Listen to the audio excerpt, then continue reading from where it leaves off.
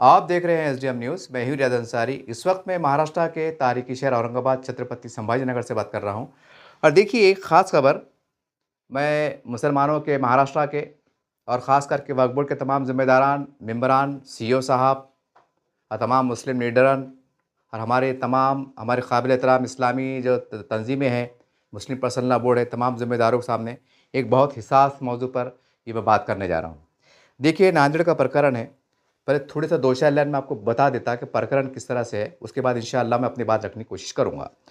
देखिए, नांदेड़ में दरगाह पीर बुरहान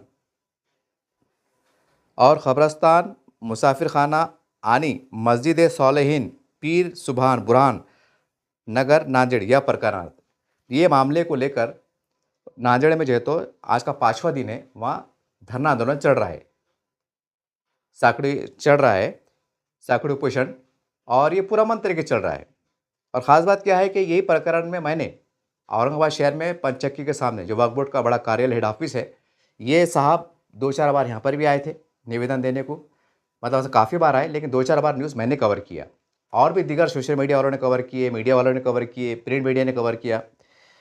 और इन्होंने धरना आंदोलन दिए कि भाई इसकी जो प्रकरण है, जो भी इनका तनाज़ा चल रहा है मुतवल्ली साहब से, ये तनाज़े की निष्पक्ष जाँच की जाए, दस्तावेज़ की जाँच पड़ताल की जाए, इसकी जो है तो गैर जानिबदार इंक्वायरी की जाए, और जो फ़ैसला निकल के आता है क़ानून की रोशनी में, हक़ की रोशनी में फ़ैसला किया जाए। ये इनकी मुसलसल मांग है। लेकिन ये लड़ रहे हैं, लेकिन इनका कहना है कि भाई हमको सिर्फ़ आश्वासन मिल रहा है।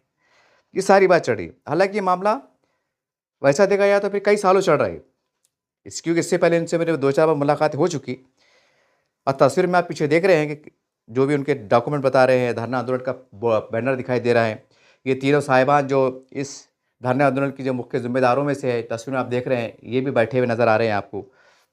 और सारी बात है, अब इसमें जो उनकी ये मांग है कि वो कानून के हिसाब से हमारे साथ इंसाफ किया जाए, तो इसमें गलत क्या है? अब देखिए, ये हालाँकि ये प्रकरण नांदेड़ में चल रहा है, ये धरना आंदोलन वहाँ चल रहा है। लेकिन यहाँ पर जो बताने का जो मकसद है, वो सिर्फ़ मेरा इतना ही है कि सवाल ये है कि जब वक्फ बोर्ड बोले तो क्या मुसलमानों का अपना इदारा, मुतवल्ली हज़रात भी अपने, वक्फ मेंबरान भी अपने, सीईओ साहब, डिप्टी साहब, बड़े सीईओ साहब जो भी है वो भी अपने, कई बार तो मुख्य जो वक्फ मंत्री भी जैसे नवाब मलिक साहब हुआ करते थे, या जो भी इस तरह से वो भी अपने, यानी सब मुसलमान हैं। और इसके कानून कायदे बने हुए हैं, इसके ज़ाब्ते बने हुए हैं, इसके लॉ बने हुए हैं, बाज़ाब्ता सारी बातें हैं। तो सवाल ये है, जब अल्लाह के घर का मामला, दरगाह शरीफ का मामला, या मुसाफिर खाने का मामला, जो एक बहुत हसासियत यानी मज़हबियत से जुड़ा हुआ है, एक इस्लामी मामला है, अगर ऐसे मामले हमारे रोड पे आएंगे, धरने मोर्चे की शक्ल में आएंगे, और हमारे कई गैर बिरादरान हमारे हिंदू भाई कहिए, अधिकारी कहिए, नेता कहिए देखेंगे, तो यार ये तो इस्लाम के नाम पर वो है, ये अल्लाह रसूल के मामले में जो है तो इनके आपस में मतभेद चल रहे हैं, लड़ाई झगड़े चल रहे हैं। तो ये कौन से इस्लाम की बात करते हैं? अरे कैसा वक्फ बोर्ड चल रहा है, इतने सालों चल रहा है। बताइए ना, आज 2 हिंदू अधिकारी, मध्य प्रदेश का वाक़या है कि 2 हिंदू अधिकारी वहाँ के वक्फ बोर्ड में दाखिल किए गए हैं। नया नियम बनाया गया है और वहाँ के वक्फ बोर्ड में 2 हिंदू अधिकारी को जगह दी गई है। तो पूरे हिंदुस्तान में हंगामा चल रहा है। मुसलमानों के ज़िम्मेदारों में, चाहे सियासी हो, मज़हबी हो, समाजी हो, एक गम गुस्सा पाया जा रहा है कि वक्फ बोर्ड में हिंदू अधिकारी का क्या काम? सरकार जो है तो मदाखलत कर रही है, सरकार नाइंसाफ़ी से काम ले रही है। ऐसे कई तरह के आरोप, कई तरह की बातें निकल के आ रही हैं।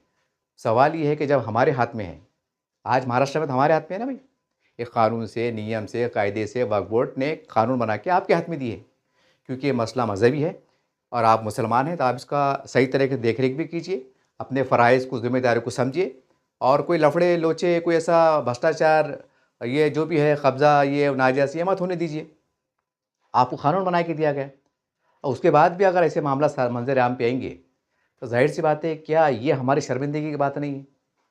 क्या खुद अपने आप में मुसलमानों की शर्मिंदगी की बात नहीं है कि नांदेड़ के जो ज़िम्मेदार हैं, वहाँ के जो भी मुसलमान हैं, अलग-अलग पार्टियों से बोले हो, क्या उनके सामने सवाल निशान नहीं है कि जब हमारे मामलात को हम, एक अल्लाह के घर का मामला है, एक कब्रिस्तान का मसला है, जहाँ कब्रिस्तान वो कि जहाँ मरने के बाद आपको और मेरे को जाना है, वहाँ आखिरी में है और वहाँ हिसाब-किताब भी देना है। अब वहाँ का हमारे दिल में अगर डर नहीं रहा और हम बिंदास लड़ेंगे और तो फिर कैसा होगा और कैसे अल्लाह की मदद देंगे? क्या मुमकिन नहीं है कि जो मस्जिद सालेहीन का मसला चल रहा है कि वहाँ के ज़िम्मेदार जो भी इख्तलाफात चल रहे हैं वो वक्फ बोर्ड के ज़िम्मेदार अल्लाह के घर में बैठे और ये कहे कि देखो हम अल्लाह के घर में बैठे हैं और हमें मरना भी है। जो हक़ पे है और जो भी तनाज़ा है, जो भी पुराने मतभेद है, कमज़ादियाँ हैं, एक दूसरे को गले मिल ले, गिले शिकवे दूर कर ले, माफ़ी तलाफ़ी करे। काहे के लिए? सिर्फ़ अल्लाह की रज़ा के लिए कि नहीं अल्लाह के घर का मामला है। क्योंकि ये साहब भी जो है तो जो लड़ने वाले वो दोनों दावा कर रहे हैं कि भाई हम मुतवल्ली बोले थे क्या? खिदमत करने वाले, देखभाल करने वाले, जो भी करने वाले, तो क्या हम सब मिलकर बगैर इख्तिलाफ़ात के, बगैर झगड़े के ये काम नहीं कर सकते? आज जो वाक़ई हक़ पे है, जिसके डॉक्यूमेंट साफ़-सुथरे हैं, क्या उसकी सरपरस्ती में उसको बड़ापन देते हुए उनके साथ मोहब्बत से मिलके काम नहीं कर सकते? क्या एक कागज़ का एक मुतवल्ली का हेड कोई लेटर पैड लेके हम काम करेंगे, तो अल्लाह की बारगाह में हमें जन्नत मिलेंगी और बगैर लेटर हेड के हम काम करेंगे, तो शायद हमको अल्लाह नाराज़ होगा, ऐसा कुछ है क्या? नहीं। हम पुरानी अगर तारीख़ इस्लाम का मुताला करें, तो बुज़ुर्गान औलिया ने पहाड़ों के दामन में, बियाबानों में जहाँ पानी नहीं, लाइट नहीं, रोशनी नहीं, वहाँ पर अल्लाह की रज़ा के लिए काम करे। तो अल्लाह ने कितना बड़ा मुक़ाम दिया कि आज जंगलों में जो है तो उनके उर्स शरीफ मनाए जाते हैं। लोग इतने दूर-दराज में जो है तो हिंदुस्तान का दौरा करके वहाँ पर ज़ियारतों को वहाँ पर वहाँ ज़ियारतें करते हैं। वहाँ जाने को अपना फ़ख्र समझते हैं। उन कितनी बड़ी बात है कि वो हक़ पे थे। अल्लाह ने उनकी मोहब्बत, उनकी अज़मत आम दिलों के दिल में डाल दिया। हालाँकि हमने देखे क्या? ख्वाजा अजमेर रहमतुल्लाह अलैह, निज़ामुद्दीन औलिया रहमतुल्लाह अलैह, जो भी है बुज़ुर्गान औलिया है, नांदेड़ के हैं, औरंगाबाद के, क्या हमने इनको देखा? जो 200-300 साल पुराने दुनिया से जा चुके, पर्दा फरमा गए? नहीं देखा। लेकिन उनकी अज़मत, मोहब्बत हमारे दिल में क्यों है? कि वाक़ई हक़ परस्त थे और हर एतबार से उन्होंने जो तो कुर्बानियाँ दी। तो वो नज़रिया आज हमारे अंदर पैदा नहीं कर सकते कि नहीं, ये अल्लाह के घर का मामला है, मस्जिद सालेहीन है, दरगाह शरीफ है, क़ब्रिस्तान है, ठीक है, जो भी है, हम सब आपस में मुसलमान हैं। जो वाक़ई जो सच पे है, तो सच को आगे बढ़ा दिया जाए, ताकि हमारा अल्लाह हमसे राज़ी हो जाए, हमारे मतभेद को भुला दिया जाए, तमाम गिले शिकवे हम मिटा दें। मस्जिद सालीन के अंदर सब फ़रीक, दोनों फ़रक़ी जो आपस में एक दूसरे के मतलब आमने-सामने हैं, वो हक़ के साथ एक अल्लाह कुरान को सामने रखें और आमिर ज़मीर से और अल्लाह की रोशनी में और कुरान की रोशनी फ़ैसला करें कि वाक़ई कौन सही है, कौन गलत है। अपने ईमान की ज़मीर की आवाज़ पे हम क्या लब्बैक नहीं कह सकते? क्या हमें मरना नहीं है? जहाँ जहाँ तक मैंने पेपर में पढ़ा हूँ, डॉक्यूमेंट पढ़ा हूँ, किसकी उम्र 55 साल है, किसकी उम्र 60 साल है, 65 साल है। हमें मरना है साहब, मरना है। हो सकता है मैं आज वीडियो बना रहा हूँ, कल मेरा इंतकाल हो जाए। जो 65 साल का है, अगर हो सकता है जिसका इंतकाल अगर 70 साल की उम्र में होने वाला है, तो 5 साल बचे हुए, और कोई 70 साल का है, 72 साल की उम्र में होने वाला है, तो 2 साल बचे हुए। तो हमें बहुत कम दिनों में अल्लाह की तरफ पलटना है। तो उसके लिए इतना हंगामा, कि इतना हंगामा कि हम बगैर सनद की भी अल्लाह के घर की खिदमत नहीं कर सकते। आज देखो आप, बुरहान औलिया के कई जो है खुलदावा शरीफ के अंदर कई लोग वहाँ पर झाड़ू मारते नजर आते हैं। क्या वो मुतवल्ली है? बोलते नहीं, हम यहाँ पर झाड़ू मारेंगे, ये बुजुर्गान दिन की मुबारक कदम पड़े थे, हमको सवाब मिलेगा। ये इनका अकीदा रहता है। खैर वो अपना उनका अकीदे की बात है, मैं कुछ नहीं कहूँगा। क्या वो ये बोलते कि नहीं हम मुतवल्ली थे, हम झाड़ू मारेंगे? हम झाड़ू नहीं मारेंगे, ऐसा कुछ है? नहीं, अल्लाह घर का मामला है, बेलौस काम कर सकते। मैं भी जाके मस्जिद सालीन के अंदर जो है झाड़ू मारूंगा, तारा खाने साफ करूंगा, तो मुझे सवाब मिलेंगे ना। अरे भाई, मुतवल्ली की हैसियत से काम कर रहे हो, तो आपका काम क्या है? ये है ना कि भाई गंदगी ना हो, साफ सफाई हो, चूना मट्टी हो, साल को साल मतलब वो हो, मतलब वो हो, हम वहाँ के जो वो करे, वज़ू खाने साफ़ करे, पानी का एहतमाम करे, लाइट का एहतमाम करे, अतराफ़ में सफ़ाई एहतमाम, ये मकसद है ना। आप ये काम करते हैं ना मुतवल्ली होने के बाद, लेटर पैड होने के बाद, तो क्या हम बगैर उसके नहीं कर सकते? देखिए, मैं जो है ना एक अल्लाह की मोहब्बत में और ईमान के जज्बे से बात कर रहा हूँ, और वहाँ के तमाम जो अहलिया ने, वहाँ की जो महिला है, नांदेड़ का जहाँ का प्रकरण है ये, पीर इमरान नगर का जो वाक़या है नांदेड़ के अंदर, जो मस्जिद सालीन के जो अतराफ़ के इलाके हैं, वहाँ के तमाम ज़िम्मेदारों से अपील कर रहा हूँ कि अपने ज़मीर की आवाज़ पर और अल्लाह को हाज़िर नाज़िर जानकर खुदारा इसको रोड पे मत लाइए। देखिए, आज 2 मेंबर सरकार ने पेशकदमी की है कि 2 हिंदू मेंबर वक्फ बोर्ड में डाल दिया है मध्य प्रदेश के अंदर। अगर हमारे ऐसी लड़ाई झगड़े चलते रहेंगे, सरकार एक दिन बोलेंगे कि तुम मुसलमान होके जो है तो तुम उसको नहीं मान रहे, तो लाओ हम तुम्हारे फैसले हम करते हैं। फिर एक दिन आएगा कि सब सरकार के हाथ में चल लेंगे, हमारे हिंदू अधिकारी के हाथ में चल लेंगे। अरे गलती किसकी रहेंगी? गलती हमारी रहेंगी। अरे भाई, जब 2 पार्टियाँ लड़ेंगी, तो कोई तीसरा तो सँभालेंगे ना। कोई संस्था पे अगर झगड़ा चलता है, तो क्या होता है? सरकार पे कंट्रोल आ जाता है। कहीं सरकार अगर बराबर नहीं क्या करते, राष्ट्रपति लग जाता है। कहीं अगर कोई मसला आता है तो प्रशासक लग जाता है, कमिश्नर के हाथ पावर रहते हैं। कुछ मामलात होते हैं, कुछ कमियाँ होती हैं, कुछ गड़बड़ियाँ होती हैं, कोई हादसे होते हैं या कोई इत्तेफ़ाक ऐसी सूरत हाल बन के आती है, तो कहीं न कहीं गवर्नमेंट के कानून के हिसाब से शिकंजा कसा जाता है और उसके हिसाब से फिर सरकारें चलाई जाती है, प्रशासन चलाया जाता है, जो भी है। ये एक तरीक़ा है एक सिस्टम के हिसाब से। तो ये है, अल्लाह ने जब हमारे हाथ में दिया और हम जो भी है नांदेड़ के हैं, अतराफ़ के लोग हैं, मोहल्ले के लोग हैं, साथ में मिलने-जुलने वाले लोग हैं। अगर कोई पहले मरा तो उसके खाते पे वो जाने वाले, इसके खाते पे ये जाने वाले, उसके बाद से इतनी लड़ाई। आज अखबार में पढ़ते क्या सोचते होंगे हमारे हिंदू भाई कि यार कैसे मुसलमान हैं? अरे भाई 2 लड़ रहे हैं तो कोई एक तो हक पे होगा ना, दोनों डुप्लीकेट तो नहीं हो सकते। अल्लाह मुझे माफ़ करे, मुझे किसी से बदगुमानी नहीं है, कोई एक हक पे होगा ना। तो क्या हम एक बड़ेपन के साथ सिर्फ़ अल्लाह की रज़ा के वास्ते हम एक छत के नीचे चलो हम पुराने गिले-शिकवे भूल जाते हैं। और जो वाक़ई हक पे हैं हम उनका साथ देते हैं और मिल के जो है तो मस्जिद सालिम की खिदमत करते हैं, दरगाह शरीफ की खिदमत करते हैं, कब्रस्तान की देखभाल करते हैं, उसकी निगहबानी करते हैं ताकि हमारा अल्लाह राज़ी हो जाए। इस मकसद तो ये भी है ना कि हमारा अल्लाह राज़ी हो जाए। मकसद तो ये भी है ना कि हमारी नेकियाँ बढ़ जाए। क्या हम इस तरह का माहौल बना के काम नहीं कर सकते? बहरहाल ये एक अलहदा बात थी, एक केस भी चल रहा है, क़ानून कायदे से कोर्ट के अंदर ही बात चल रही है, वक्फ़ बोर्ड के सामने भी है। लेकिन चूँकि मैं भी आपके दरमियान से आता हूँ और वक़्फ़ का मामला हर मुसलमान से जुड़ा हुआ है। मैं भी एक मुसलमान हूँ, तो मेरा भी ज़मीर जागा है, मैंने भी ज़मीर की आवाज़ पे आपसे अपील किया हूँ कि ऐ नांदेड़ के मुसलमानों, ऐ गयूर मुसलमानों, ऐ तमाम उस अहलियान महल्ले के आस-पास रहने वाले मुसलमानों, उठिए, एक बड़ापन देके, प्यार से, मोहब्बत से, दिलजोई के साथ और अल्लाह का रसूल का वास्ता देके दोनों ये मामले को ख़त्म कर दीजिए और जो हक़ पर है, वो सच पर है, उससे मौका फ़राहम कीजिए।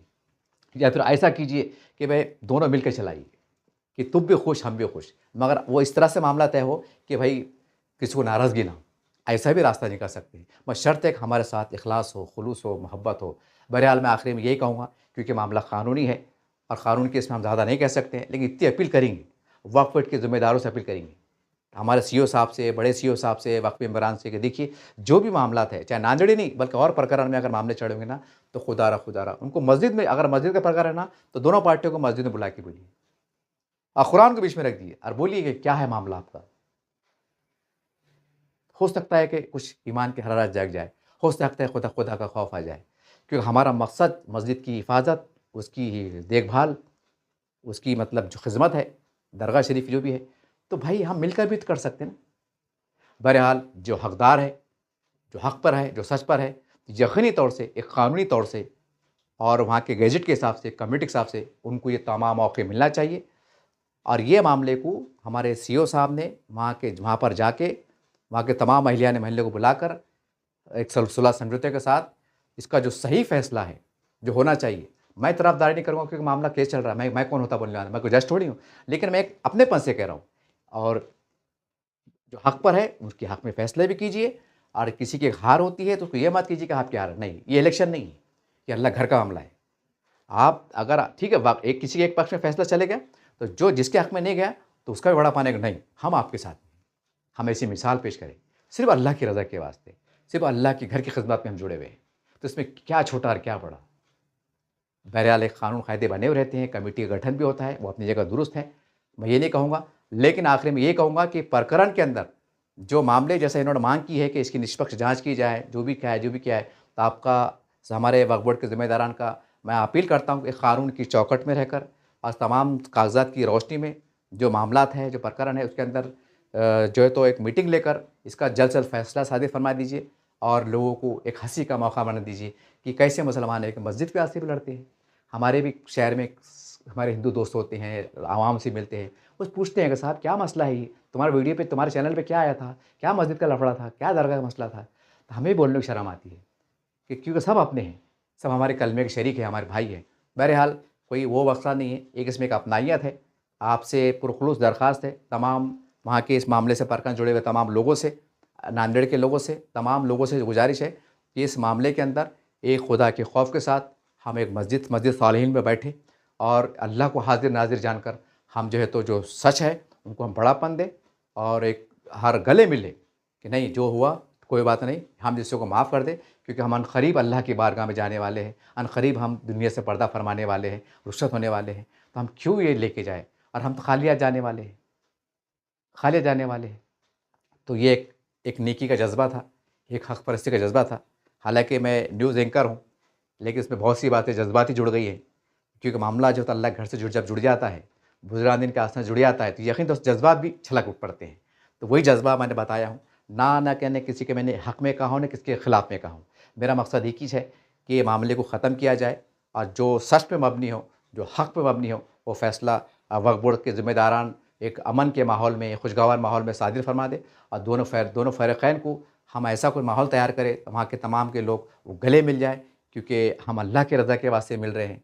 ठीक है, जो भी चलते रहता होते रहता है, लेकिन आज हम अल्लाह की रज़ा के वास्ते हम मिलकर जो है तो इस मस्जिद की, ख़बरस्तान की वो करेंगे और जो हक़ पर है इंशाअल्लाह हम उसको बड़ापन देंगे। चाहे कमेटी के लिहाज से, मुतवल्ली के लिहाज से, जो भी है वो क़ानून के हिसाब से और गज़ेट के हिसाब से मामला तय होंगे और वहाँ के अहलियान महल्ला तय करेंगे। बहरहाल आखिर में यही गुजारिश है कि ये मामले को वक्फ़ बोर्ड के ज़िम्मेदारों से गुजारिश है कि बिला ताख़ीर इस मामले को और इसके साथ ऐसे प्रकरण महाराष्ट्र में जितने भी प्रकरण होंगे अल्लाह खुदा के वास्ते ख़त्म कर दीजिए। इससे बहुत नुकसान हो रहा है, हमारी बदनामी भी हो रही है, रुसवाई भी हो रही है, अल्लाह भी नाराज़ होता होगा। ज़ाहिर सी बात है, जो हक़ पे है तो अल्लाह उससे क्यों नाराज़ होगा, लेकिन जो हक़ पे नहीं है तो कहीं ना कहीं अल्लाह की नाराज़गी का सबब हम बोल ले रहे हैं। हम हमेशा दुनिया से रुखसत होना है। बस यही एक झिझोड़ते हुए, एक एहसास दिलाते हुए अपनाइयत के साथ कि आइए हम गले मिल जाइए और हक़दार को उसका हक़ दे दीजिए, जो हक़ पर है उसके साथ मुनसिफ़ाना कानून की रोशनी में फ़ैसला फरमा दीजिए, क्योंकि मामला बहुत लंबा चला गया है। मुझे उम्मीद है कि वक्फ़ के ज़िम्मेदारान, हमारे सीओ साहब और दीगर मेंबरान